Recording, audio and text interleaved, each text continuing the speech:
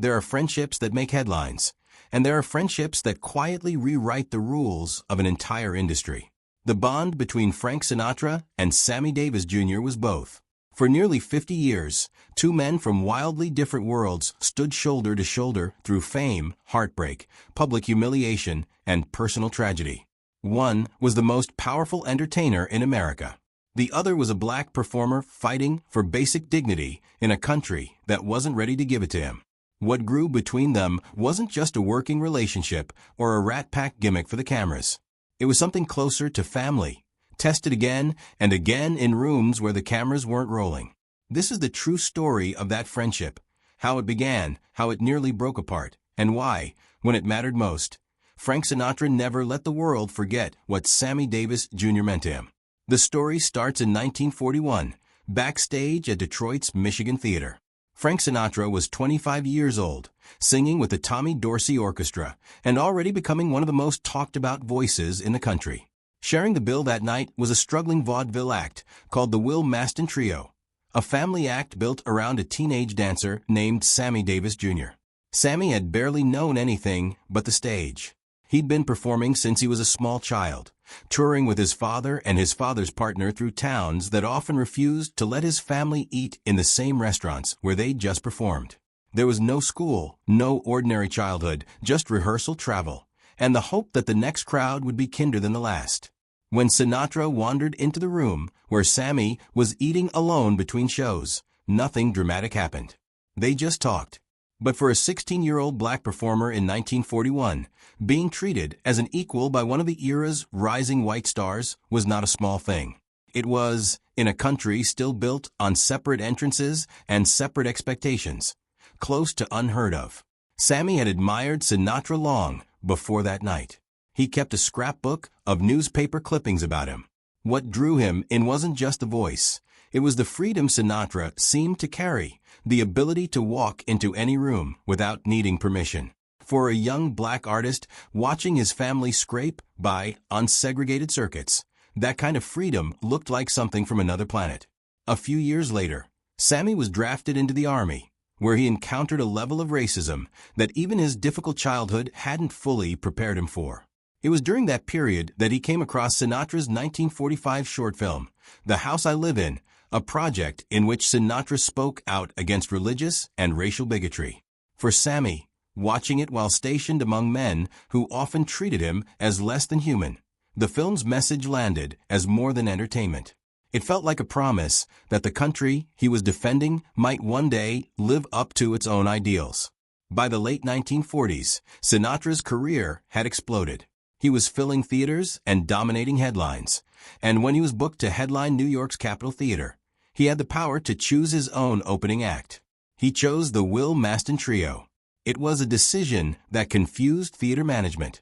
The trio was skilled, but they were a black vaudeville act largely unknown to mainstream white audiences, and Sinatra insisted they be paid well above the usual rate for an opening act. He got his way. When Sammy walked onto that stage in front of a crowd that had never heard his name, the tension in the room was real. By the time he finished, the applause wasn't polite. It was genuine. That night marked a turning point. Sinatra had used his own standing to open a door that would have otherwise stayed shut, and from there the two men's careers and their friendship became increasingly intertwined. But the world they were both trying to succeed in was still deeply unequal, and nowhere was that more obvious than in Las Vegas.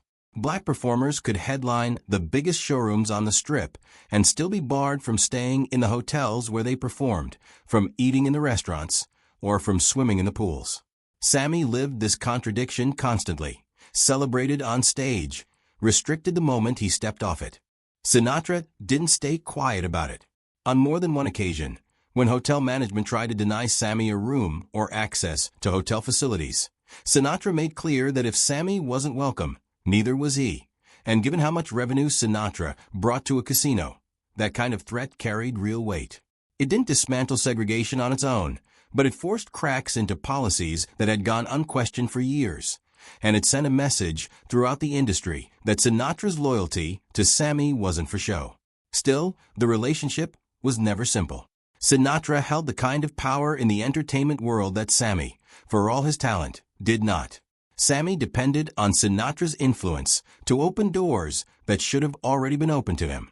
That imbalance never fully disappeared, and it shaped the friendship in ways both men understood without needing to say it aloud. In 1954, everything changed in an instant. Driving through the California desert late at night, Sammy was involved in a serious car accident. He survived, but the crash cost him his left eye and left him facing months of recovery, along with an entirely new relationship to his own image as a performer. Sinatra showed up. He covered medical expenses, arranged for specialists, and opened his Palm Springs home to Sammy during his recovery. In interviews given later in his life, Sammy would describe that period as one of the moments that most defined their bond, a time when he had nowhere else he felt he could go, and Sinatra simply made space for him without hesitation or condition. It's worth being honest about how these stories get told. Some details of Sinatra's exact involvement have been repeated so often across biographies and interviews that the precise particulars vary depending on the source. What's consistent across nearly every account, though, is the core truth. Sinatra showed up for Sammy at one of the lowest points of his life, and Sammy never forgot it. By the late 1950s and into the 1960s, Sinatra, Sammy, Dean Martin, Peter Lawford, and Joey Bishop had become the Rat Pack, the undisputed kings of the Las Vegas Strip. Their shows blended music, comedy, and an easy improvisational chemistry that made audiences feel like they'd been let in on a private joke. But some of those jokes came at Sammy's expense. Racial humor was woven into their act in ways that read very differently through a modern lens than they did to audiences at the time. Sammy played along on stage, laughing off lines that, off stage, could sting in ways the crowd never saw. Some civil rights voices of the era criticized him for tolerating it, accusing him of trading his dignity for acceptance in a white-dominated industry. It's a genuinely complicated piece of the story, and flattening it into either harmless fun or straightforward betrayal misses what was actually happening. Sammy was navigating an entertainment landscape that offered him success only within very narrow terms, and the jokes were part of the price of admission to rooms he'd fought hard to enter. Sinatra, for his part, never publicly apologized for the material, but he consistently defended his affection for Sammy when questioned about it. The friendship wasn't immune to real conflict either. In 1959, after Sammy criticized Sinatra publicly during a radio appearance, Sinatra reacted with real anger, and Sammy found himself cut from the cast of Sinatra's film Never So Few. For a stretch of time, their relationship was genuinely strained, and it reportedly took Dean Martin stepping in to help repair things enough for Sammy to be included in Ocean's 11 not long after. The rift didn't erase everything they'd built, but it was a reminder that their bond, however deep, existed inside the same power imbalance that shaped so much of their public partnership. As the 1960s progressed, both men became more visibly involved in the civil rights movement. They appeared together at benefit concerts raising money for Dr. Martin Luther King Jr., and they used their standing in Las Vegas to push back against segregation in casinos and showrooms, advocating for equal treatment and equal pay for black performers. Their on-stage chemistry, especially in duets like Me and My Shadow, projected a closeness that audiences noticed and inevitably speculated about. In an industry obsessed with image and a culture that policed masculinity closely, any unusually close bond between two male stars invited rumor. Tabloids hinted. Insiders speculated. Neither man ever addressed the speculation directly, and there is no credible historical record of either of them confirming a romantic relationship at any point in their lives. Not in interviews, not in memoirs, not in the accounts of those closest to them. What is documented extensively is a friendship built on loyalty tested repeatedly under public pressure. In 1960, when John F. Kennedy was running for president, Sinatra threw his full support behind the campaign and expected Sammy to be part of the inauguration festivities. But after Sammy married Swedish actress May Britt, an interracial marriage that was still illegal in over a dozen states at the time, Kennedy's team reportedly withdrew Sammy's invitation, worried about the political fallout of a photograph showing an interracial couple at the event. Sammy was devastated by the snub. Sinatra was furious as well, though he largely kept his frustration out of the press. Privately, by most accounts, it damaged his view of the Kennedys for years afterward. It was one more instance in a long pattern. Sammy facing rejection rooted in his race, and Sinatra responding not with grand political statements, but with steady personal loyalty. That loyalty ran in both directions. When Sinatra's son was kidnapped in 1963, Sammy was among the first people to reach out and offer support. Later, as Sammy struggled with financial difficulties and personal setbacks, Sinatra used his industry connections to help keep him working. As the 1970s arrived, both men's lives and careers shifted. Sinatra moved rightward politically and pulled back from the activism that had defined the previous decade. Sammy continued performing, taking on television and film work even as health issues began to affect him. The two saw each other less frequently, but the friendship never dissolved entirely. In 1987, they reunited for a Rat Pack tour alongside Liza Minnelli. By then, Sammy was privately battling cancer, and Sinatra's own health was beginning to decline. Photographs and footage from that tour show two men who were visibly older, more fragile, but still clearly at ease in each other's company. Two performers who had spent more than 4 decades building something that outlasted trends, controversy, and the entertainment industry's shifting tastes. Sammy Davis Jr. died of throat cancer on May 16, 1990, at his home in Beverly Hills. He was 64 years old. Sinatra canceled scheduled performances and traveled to Los Angeles for the funeral. He didn't sing, didn't take the microphone to speak at length.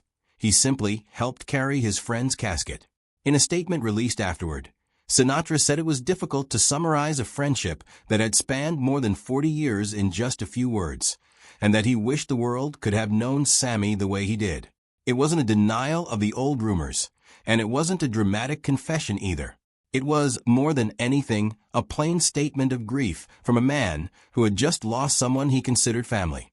8 years later, on May 14, 1998, Frank Sinatra died, just 2 days before the anniversary of Sammy's death. Friends and biographers have noted that Sinatra's health and spirit seemed to decline steadily in the years after losing Sammy, though attributing his death directly to grief is more sentiment than established fact.